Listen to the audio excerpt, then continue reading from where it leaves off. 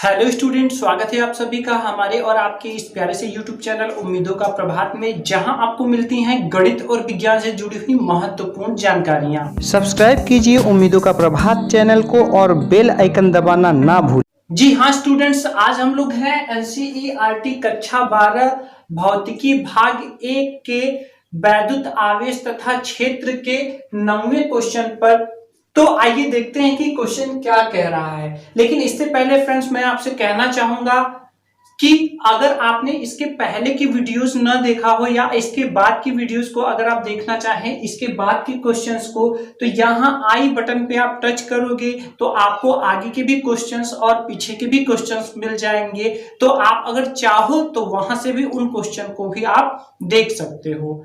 और एक बात और कहनी थी कि अगर आपने इस चैप्टर के अगर सूत्रों को न पढ़ा हो तो उसका पूरा निचोड़ का जो वीडियो है उसका पार्ट 1 और पार्ट 2 वीडियो बना हुआ है, जो कि डिस्क्रिप्शन बॉक्स में आपको मिलेगा। तो वहां से उसको भी आप जरूर वॉच करें, जिससे आपको ये पूरा का पूरा चैप्टर क्लियर हो सके। तो आइए चलते हैं क्वेश्चन पर। तो देखिए क्वेश्चन क्या कह रहा है। प्रश्न 1.9, किसी निकाय में दो आवेश QA प्लस 2.5 गुणे 10⁻⁻7 कूलम तथा QB माइनस 2.5 गुणे 10⁻⁻7 कूलम। तो चलिए समझ लेते हैं। जैसे मान लीजिए यही है, ये एक निकाय है, प्लस 2.5 और माइनस 2.5 किनारे पर है।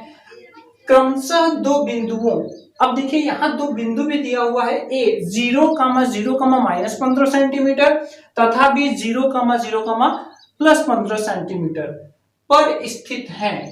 तो यहां पर अगर हमने बिंदु देखा तो यहां पर चलिए सबसे पहले हम ऐसे ही रफली खींचते हैं। अब देखिए यहां पर इनके जो निर्देशांक दिए हुए हैं वो कितने हैं, 0,0, माइनस 15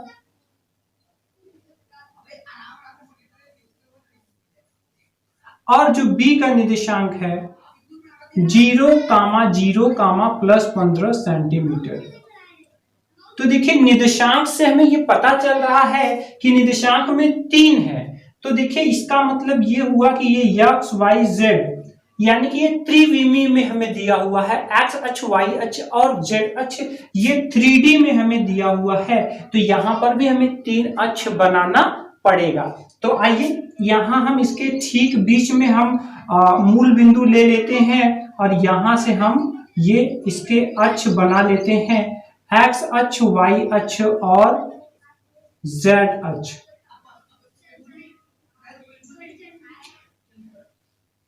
तो ये 3D में दिया हुआ है। अब यहां पर देखिए पूछ क्या रहा है, निकाय का कुल आवेश।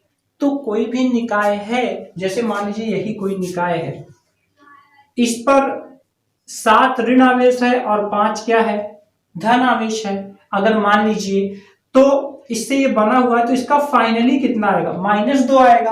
अगर नॉर्मल एग्जांपल ले हम तो यही चीज यहां पर भी हमें बताना है। तो आइए देखते हैं। तो यहां पर क्या हो जाएगा, हल में हम क्या लिखेंगे, ये जो पूछ रहा है सबसे पहले निकाय का कुल आवेश। तो चलिए लिख लेते हैं, Q बराबर QA प्लस QB। और आप जानते हो वही चीज प्लस में है, वही चीज किस में है, माइनस में। तो QA बराबर क्या है, 2.5 गुणे 10⁻⁻7 जो कि प्लस में है, और QB क्या है, -2.5 गुणे 10⁻⁻7। तो यहाँ पे जो फाइनली आएगा 0 कूलम, और यही हमारा क्या होगा, पहला उत्तर हो जाएगा। यहाँ हमने पहला उत्तर दे दिया। नॉर्मली कैसे दे दिया, एक में उतना ही प्लस है, दूसरे में उतना ही माइनस है। तो टोटल अगर कुल आवेश की बात किया जाएगा तो कुल आवेश इस निकाय का 0 होगा, जो कि पहला हमारा आंसर है। अब दूसरा क्या पूछ रहा है, वैद्युत द्विध्रुव आघूर्ण। तो वैद्युत द्विध्रुव आघूर्ण में अगर आपसे पूछूं कि वैद्युत द्विध्रुव आघूर्ण क्या होता है, तो आपने सूत्रों में पढ़ा होगा। अगर न देखा हो तो डिस्क्रिप्शन में जाके जरूर उस वीडियो को देखिए।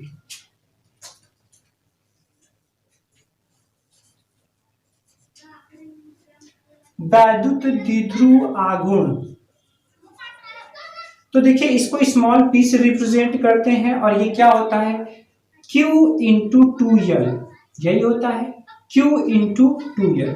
यानी ये अगर हम हिंदी में लिखें तो ये होता है दोनों आवेशों में से एक आवेश गुणे दोनों के बीच की दूरी। तो यहाँ देखिए दोनों आवेश, यहाँ पर हमें पता है 2.5 गुणे 10⁻⁻7 और वहां पे माइनस, यहाँ पे प्लस, तो इसमें से एक हम यहाँ ले रहे हैं, ये दोनों में से एक आवेश हो गया। अब बात आती है दूरी की, तो आप समझिए ए पार्ट का निर्देशांक -15 है और बी पार्ट का निर्देशांक +15 है, लेकिन कहां से? मूल बिंदु से। अब आप सोचो कि मूल बिंदु से -15 और मूल बिंदु से +15, तो टोटल अगर दोनों दूरी मिला दोगे आप तो कितना हो जाएगा? 30।